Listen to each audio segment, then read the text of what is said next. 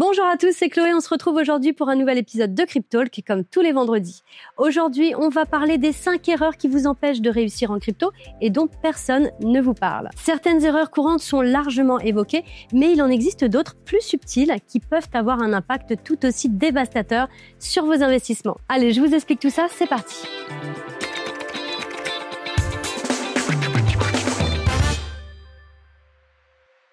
Diversifier son portefeuille est souvent la règle d'or pour limiter les risques. D'ailleurs, on connaît tous la phrase de ne pas mettre tous ses œufs dans le même panier, et ce n'est pas faute d'ailleurs de vous l'avoir répété à plusieurs reprises sur Cryptalk. Eh bien, en répartissant votre capital sur plusieurs projets, vous réduisez l'impact d'un éventuel échec sur votre portefeuille global.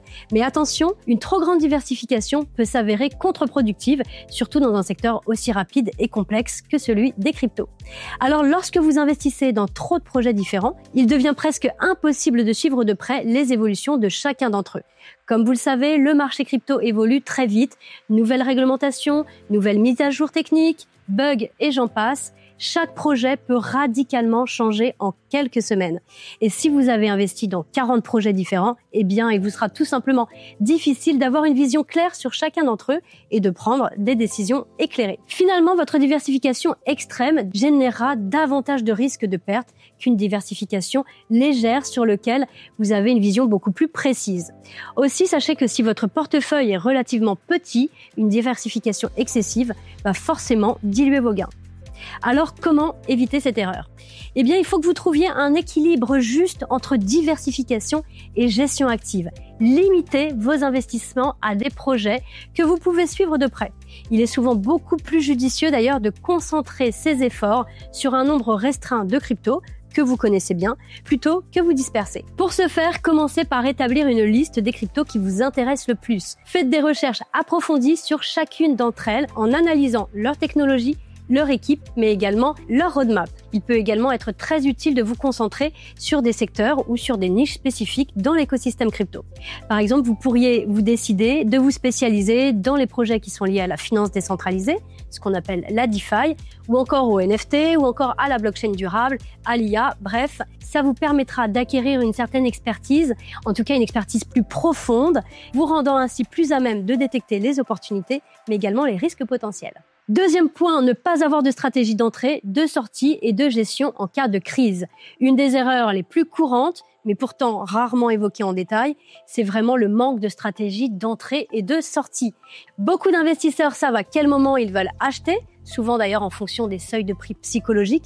Par exemple, si le Bitcoin redescend à 20 000 $, j'achète, mais rares sont ceux qui anticipent clairement leur plan de sortie. Et sans un objectif de vente, vous comprendrez qu'il est facile de se laisser emporter par l'euphorie des marchés haussiers. Vous voyez votre investissement doubler, tripler, et vous décidez de laisser courir les gains, pensant que ça continuera et ce de façon indéfinie. Malheureusement, cette montée en flèche peut totalement s'inverser et ce très rapidement et vos profits vont disparaître aussi vite qu'ils sont arrivés. Et ne pas se fixer d'objectif de vente clair, eh bien, peut vous mener à une immense frustration lorsque vous voyez votre investissement redescendre sans avoir pris aucun bénéfice. Donc, il est également important de prévoir un plan de gestion de crise.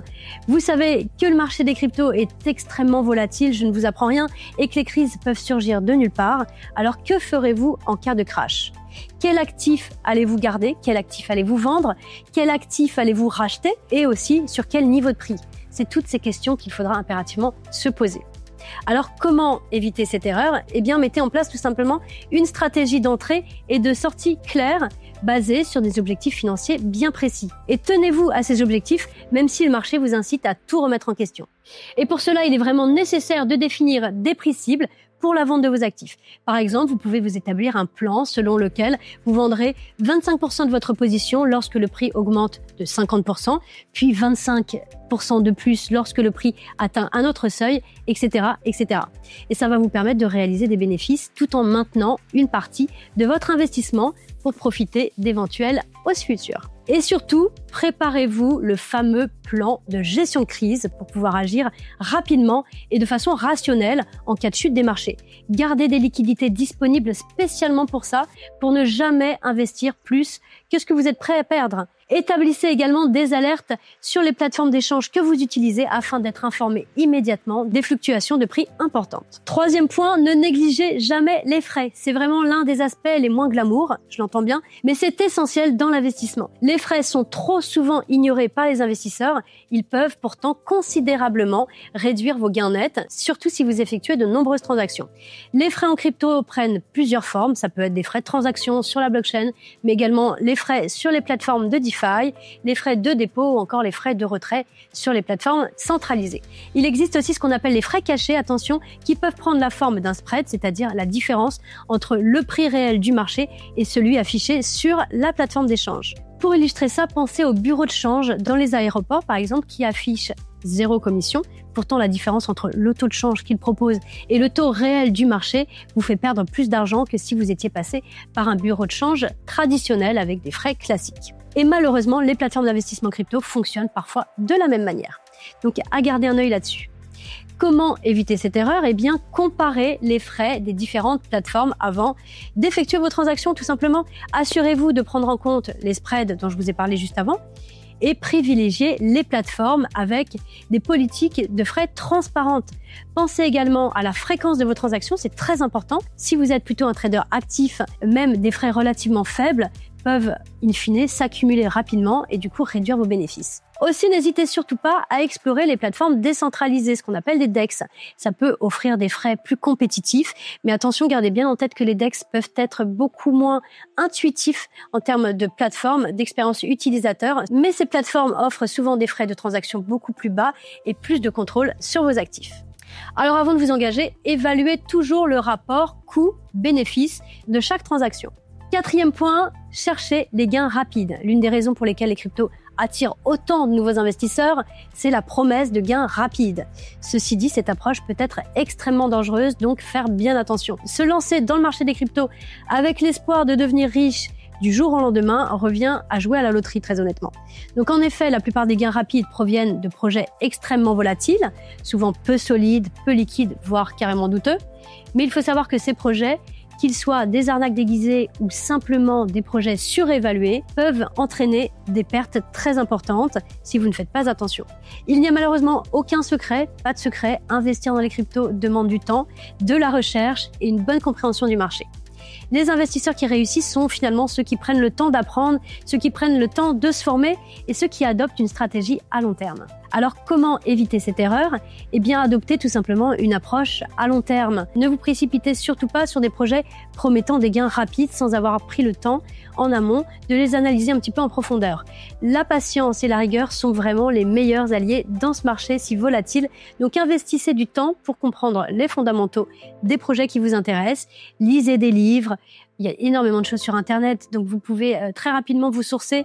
Suivez des webinaires, rejoignez des serveurs Discord ou encore Telegram, échangez des idées, prenez des conseils, bref, comme on le dit en crypto, do your own research. Établissez également un calendrier d'investissement régulier. Par exemple, en investissant un montant fixe chaque mois, indépendamment des fluctuations de prix. Cette méthode est très connue. C'est la méthode du dollar cost averaging. Je vous en parle très souvent sur mes podcasts.